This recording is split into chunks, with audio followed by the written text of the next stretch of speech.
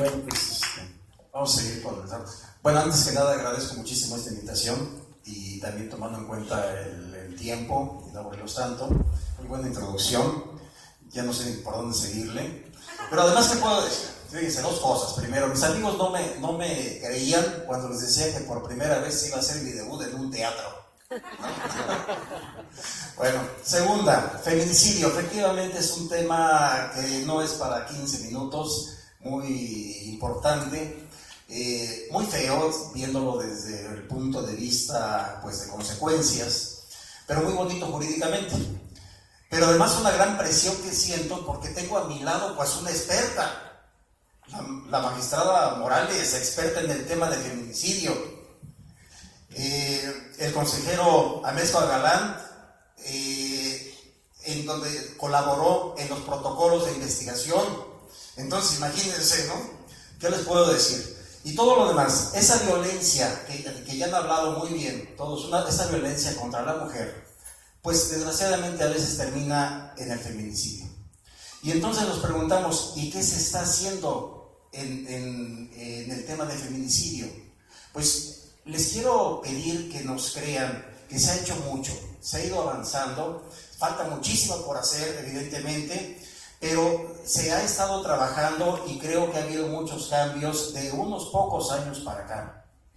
Partiendo, les decía, por el tiempo, es evidente que no se puede hablar de todo, pero partiendo del tipo de feminicidio donde nos dice el Código Penal que comete el delito de feminicidio quien por razones de género prive de la vida a una mujer, y da muchas hipótesis.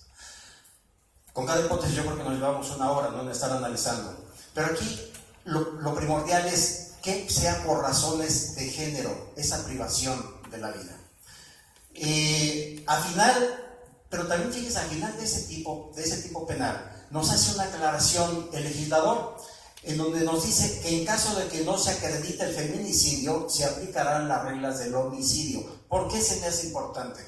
Porque pareciera que toda muerte o todo homicidio de mujer fuera feminicidio. No es así.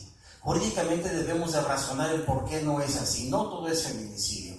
Cuando existen esas razones, cuando existen esas hipótesis que el mismo tipo penal nos marca, definitivamente debemos de actuar con equidad de género, debemos de actuar buscar esa igualdad verdadera para para la víctima. Ahora me dirán ustedes, la víctima pues si ya no vive, ya falleció. Sí, pero podríamos pensar también en víctimas indirectas y también podemos pensar en cómo se va a juzgar a la persona provocadora de este delito.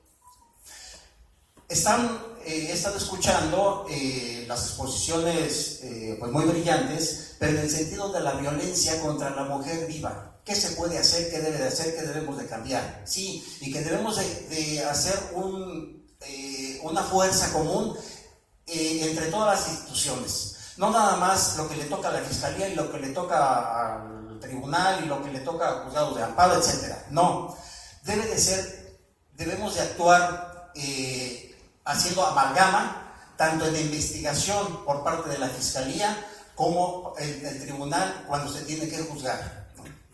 A mí me toca estar actualmente en el sistema tradicional, pero eso no implica que no conozcamos lo que está sucediendo en un juicio oral. ¿Por qué? Porque la esencia es la misma. Lo que debemos de tomar en consideración para un juicio de feminicidio, la esencia, les digo, es la misma, y no nada más en México. Yo me atrevería, literalmente, a decir que esa perspectiva con la que se debe de juzgar, no nada más el feminicidio, cualquier delito, esa perspectiva se debe de aplicar literalmente aquí y en China. ¿Por qué? Porque estamos hablando de temas globalizados, en donde en cualquier país esto se va haciendo cada día mayor la conciencia de cómo tratarlos.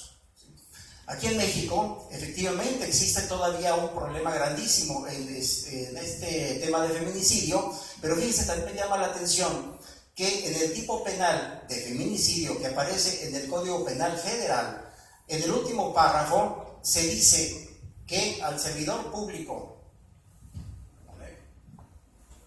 servidor público que retarde o entorpezca maliciosamente o por negligencia la procuración o administración de justicia, se le impondrá una pena de prisión. No es amenaza, si la quieren ver así, pero simplemente es una prevención para obligarnos a actuar debidamente. Debemos de entender también qué se entiende por razones de género, porque así nos lo dice el tipo penal. ¿Qué son razones de género?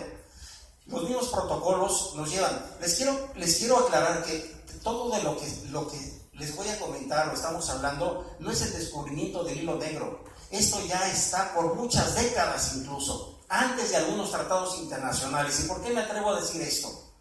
Vamos a pensar un poquito en la Declaración Universal de Derechos Humanos. La Declaración Universal de Derechos Humanos nos habla de una igualdad y el respeto de derechos para todos, incluyendo lógicamente para las mujeres. Entonces, ¿qué es lo que creo que está sucediendo? Que necesitamos que día con día la norma se vaya haciendo más específica para poder acatarla y poder entender o poder razonar qué es lo que debemos de hacer en el ámbito que estemos, en la institución que nos encontremos. En la Fiscalía, en la investigación, existe también un protocolo de investigación para feminicidio. Existe el protocolo para juzgar con perspectiva de género, publicado por la Suprema Corte de Justicia.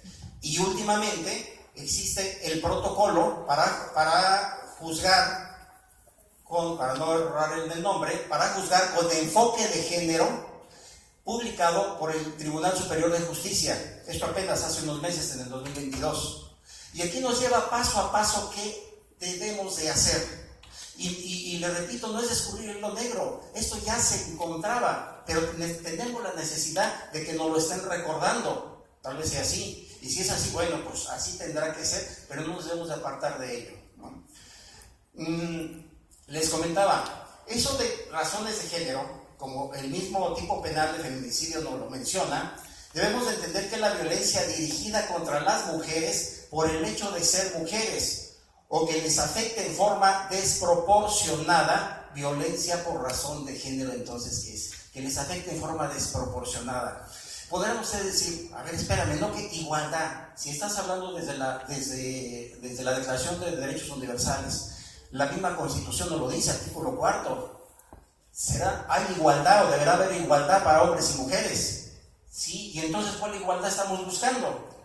Lo que pasa es que al ver los asuntos con perspectiva de género, debemos de localizar cuáles son los puntos con los cuales hay asimetría. Esa igualdad supuestamente que se tiene entre hombre y mujer ante la ley, hay asuntos como el caso de feminicidio, el caso de violencia contra las mujeres, el caso de violencia familiar, en donde puede haber algunos elementos que no son simétricos en esa igualdad entre el agresor y la víctima, entre los niños y niñas.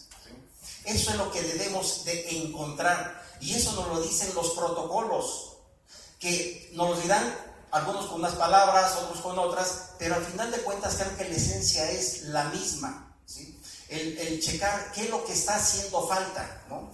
Si nos ponemos a pensar, entonces, ¿qué es el género? ¿Por qué hablamos de razones de género? Entonces, ¿qué debemos de tomar o qué debemos de considerar como género? Género es un vocablo que parte de las supuestas diferencias biológicas entre los sexos, así como las desigualdades entre los roles que se asignan a hombres y mujeres en función del contexto socioeconómico, histórico, político, cultural y religioso de las diferentes sociedades en las que viven esos hombres y mujeres. Es decir, nosotros mismos estamos creando esas diferencias o esas ideas. La misma sociedad nos va dando roles para unos y para otros, equivocados tal vez, y tal vez nos estemos dando cuenta de ello. Debemos entonces, regresando al tema del juzgamiento, debemos de darnos cuenta de ello. En el feminicidio, ustedes se preguntarán, a ver, entonces estás tratando de decir que esa igualdad se va a tener que hacer para al agresor, porque es el que tenemos vivo, es el que tenemos en juzgamiento, es el que están defendiendo, ¿sí? No, aquí como que cambiamos ahorita lo que se estaba hablando de la violencia contra la mujer para ver qué violencia se ejerció contra la mujer ahora fallecida. ¿Cuáles eran las condiciones en las que estaba viviendo? ¿Qué fue lo que pasó por parte del agresor y cómo atacó, cómo estuvo, y qué fue lo que sucedió, qué le hizo a la ahora víctima? Porque también de eso va a depender, y ahí viene el juzgamiento. Miren, como paréntesis, cuando decíamos nosotros, es que alguien está en juicio, se le está llevando un juicio. Creo yo que de acuerdo a la teoría, en sí el juzgamiento, el juicio, es en el último momento de que se va a dictar la sentencia, cuando se hace la valoración de todas las circunstancias y elementos que se tienen. Y se tiene que tomar en cuenta tanto lo que hubo a favor y en contra del victimario como también de la víctima. Y cuando estamos hablando o tomar en cuenta eso que le faltó a la mejor o lo que fue violentado en contra de la víctima, estamos hablando de esa equidad de género. Equidad de género también lo podemos comparar con el clásico ejemplo del niño en que, bueno, llegan a un restaurante, un matrimonio con un pequeño, en donde se sientan a la mesa. Hay igualdad en el sentido de que a todos se les va a dar el servicio. Hay igualdad en el sentido que todos pueden comer lo que pidan o lo que se les antoje. Hay igualdad en que los tres van a tener una silla y van a tener una mesa para compartir, platos, etcétera, cubiertos. Pero resulta que el niño no alcanza el plato. Y si no alcanza el plato porque está bajito, porque la silla no es de su tamaño, etcétera, entonces debemos o tendrán que ponerle una silla más alta, una periquera, en fin, ¿no? ¿Para qué? Para que sí exista una igualdad real. Y entonces el niño está en esas condiciones de igualdad con los padres o con los adultos. Es un ejemplo clásico que a mí se me hace muy ilustrativo. Les repito, no me lo estoy imaginando ni me lo estoy inventando. Por ahí lo van a encontrar en varios documentos. Pero es un ejemplo que se me hace ilustrativo para ver más o menos qué es eso de equidad de género. ¿Qué buscar para que exista una igualdad real? Todos estos conceptos los vamos a encontrar en los protocolos, ¿no? El protocolo analítico para juzgar. Créanme que si lo compran por ahí no me llevo comisión, pero es muy bueno. Todas las preguntas que pudieran hacerse ahorita, que por falta de tiempo tal vez no las pudiéramos contestar, resolver, lo van a encontrar aquí, desde todos esos conceptos y cómo nos lleva de la mano a juzgar. Pero en esencia es eso, en esencia es buscar qué debemos de tomar en cuenta. Les repito, no es nuevo. ¿Por qué? Ustedes me dirán, a ver, sistema penal tradicional. Ya existía, aún todavía se sigue aplicando, el artículo 72 del Código de Procedimientos Penales, en donde nos obliga a tomar en cuenta todas las circunstancias que rodean al hecho, entre muchas cosas que hay que tomar en cuenta, tanto de la persona que delinquió como de la persona que resintió el daño, ¿sí? Modo, tiempo, ocasión, manera, forma, en dónde, cuál, todo se debe de tomar en cuenta para llegar a un buen juzgamiento, ¿sí? Pero ese sistema tradicional se sigue aplicando. ¿Por qué? Porque hay todavía muchísimos casos que se están juzgando con el sistema tradicional. Eso ya se va a terminar. ¿Quién sabe? ¿Por qué? ¿Por qué hasta cuándo? Pues hasta que prescriban todas las acciones que pudiera ejercer el Ministerio Público con averiguaciones previas todavía iniciadas antes del nuevo sistema, ¿no? O el llamado nuevo sistema. Bueno, pero si no fuera eso suficiente, si pensamos también qué nos indica el Código Nacional de Procedimientos Penales, es lo mismo. Es la misma obligación de tomar en cuenta todas esas circunstancias para poder juzgar. Y entonces ahí ya va entrando más ese buscar esa equidad.